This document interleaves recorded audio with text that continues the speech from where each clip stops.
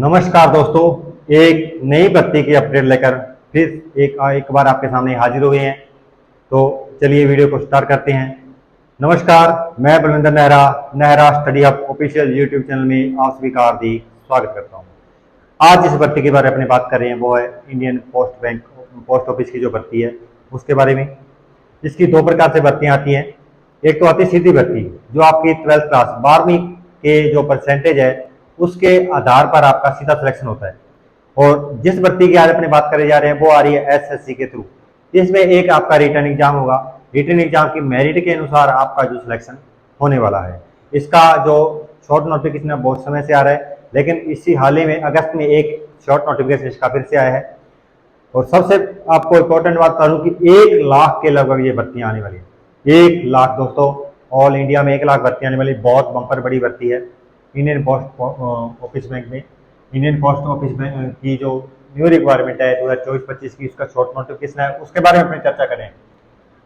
Total post की बात करूं तो 98,000 भर्तियां के लगभग ये पोस्टें हैं, यानी 1 लाख के लगभग अपने इन पोस्टों को मान सकते हैं।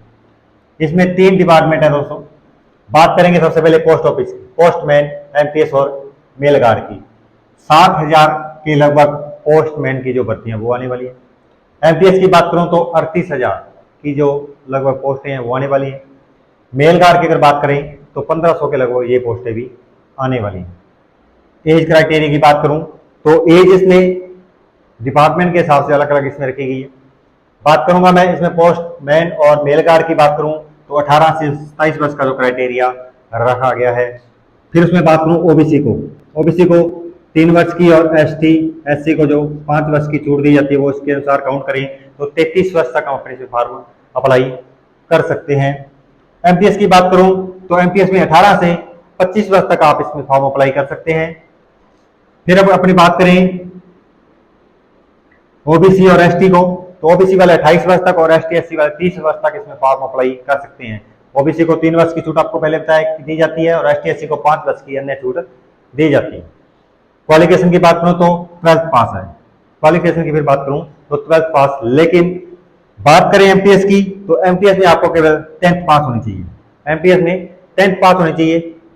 फिर आपको एक बार बता दें कि जो इस बार परसेंटेज के आधार पर नहीं है, कि पिछली जो भर्तियां थी वो परसेंटेज के आधार पर होती थी, यानी जो सीधी भर्ती होती थी, जो सीधी भर्तियां आती हैं वो 12th क्लास के या 12वीं क्लास के जो परसेंटेज आपके उसके आधार पर वह भर्ती आती थी।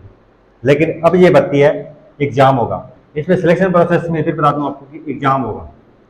अब एग्जाम में सिलेबस क्या रहेगा उसके बारे में थोड़ी चर्चा कर लेते हैं। जैसे पीछे एग्जाम हुए उनके बारे में, अब इसका एग्जाम के बारे में प्रॉपरली हमें बताया नहीं गया शॉर्ट नोटिफिकेशन में।